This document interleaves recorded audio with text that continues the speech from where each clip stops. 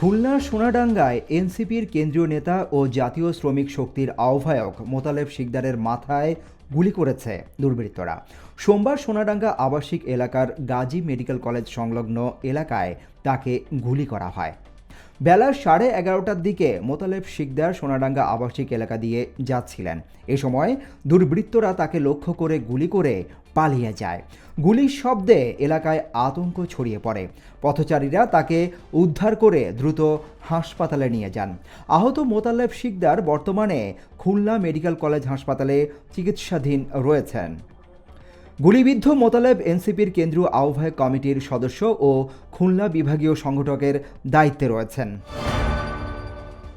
প্রধান নির্বাচন commissioner CEC AMM Nasir Uddin বলেছেন, ভোটের পরিবেশ নিয়ে কমিশন শতভাগ আশাবাদী। সম্প্রতি হাদি ইস্যু নিয়ে জনমনে কিছুটা উদ্বেগ থাকলেও কমিশন মনে করছে ভোটের দিন যত ঘনিয়ে আসবে মানুষের ভয় তত কেটে যাবে।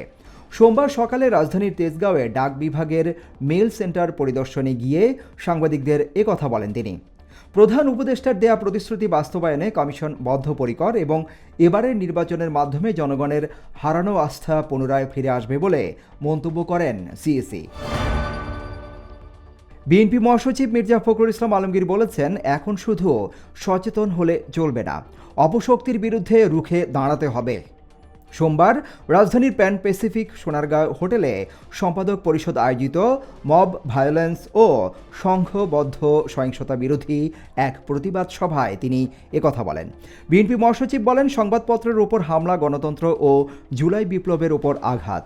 এখন শুধু সচেতন হলে চলবে না, অপশক্তির বিরুদ্ধে রুখে দাঁড়াতে হবে। আমি জানি না আমরা এই মুহূর্তে কোন বাংলাদেশে আছি। সারা জীবন সংগ্রাম করেছি একটা স্বাধীন সার্বভৌম গণতান্ত্রিক বাংলাদেশের জন্য। আজ যে বাংলাদেশ দেখছি, এই বাংলাদেশের স্বপ্ন আমি কোনোদিন দেখিনি।